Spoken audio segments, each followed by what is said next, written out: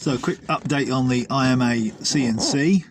You can see I've got a version from today running, version 13, and we've now got the cruise control mode and the IMA boost mode and the standard mode working, and I've also added a simple button to select the mode, so that allows you to change modes now while you're actually driving along. Previously you had to stop the car and reset before you could change the IMAC&C mode, and that also opens up the options for some other controllability and functionality later on. Now we've got a mode button basically. So there's not really much to say basically about the IMAC&C itself. It seems to be working quite well now. This is just a serial simple LCD for debugging purposes, etc. I've got the car turned on at the moment and I'm running LIBCM. This is version 7.1. John's updated to 7.2, but I haven't uploaded that yet. This seems to be working fine.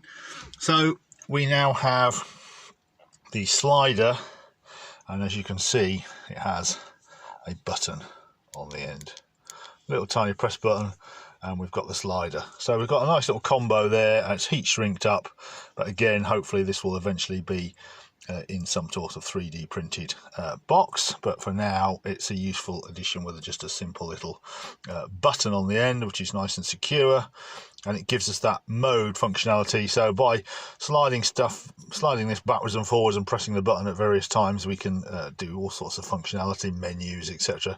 But the gist of it is basically that just at the moment pressing the button just toggles through the various modes. There's 3 modes: standard mode, IMA boost mode, and cruise control mode. Now the pack is not big enough for cruise control, really. Practically we need to be talking some massive pack, 30-40 ampere hour, something like that, 20 ampere hour minimum I would suggest, before it even becomes a sort of practical reality on local trips. But it does work, and you know, it will try and maintain the speed at a chosen level once you activate the cruise control mode. So there we are, that's where we are at the minute, and I can show you, actually just demonstrate. So you see at the moment I'm sitting here and we have the 12-volt ignition light on. Now if I move the slider back towards the regen position, it's in mode, oh, it's actually in mode 2 at the moment, so I'm actually going to change the mode. I've just changed the mode to mode 0.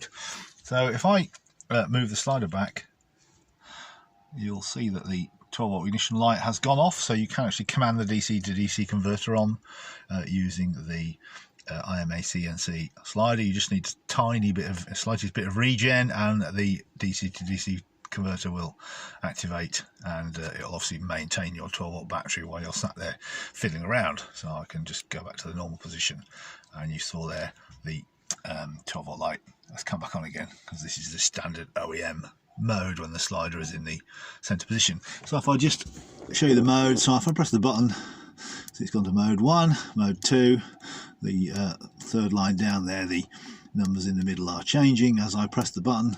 So mode 0 is the standard, is the sort of normal mode, if you like, so that allows assist by pushing forward and regen by pushing backwards, and OEM mode in the middle. And then we have IMA boost. Again, that allows boost regen by going backwards, or boost assist by going forwards. So if you move the slider forward, what will happen is that whenever the car requests assist, this will magnify it by however much you slide the slider forward. So if you slide this right forward, as soon as you touch the throttle and the car requests assist, you will get maximum assist. So that's quite interesting. And then finally we have the cruise control, which is mode 2, but I can't actually show you that at the moment, so I'll have to demonstrate that sometime. I haven't got any way of filming while I'm driving along, so I can't actually demonstrate that very well, but there you are, you get the gist of it. So with cruise control, what happens is you activate the mode, and then once the car is going more than about 20 miles an hour, is it 30 miles an hour, I can't remember exactly, press the slider forward, and then this becomes like a speed control. And if say you set it at 40 miles an hour on this, and then the car will deploy assist and regeneration, or IMAC&C will deploy assist and regeneration engage those to try and maintain the 40 mile an hour that you've chosen. The slider gives you a range of about, from the middle to the top position there, from about 30 to 80 miles an hour, something like that. It's quite fine control, and you can select the speed that you want, and the car will try to maintain that. So that's where we are at the moment. Just a mode select button and various IMAC&C functionality.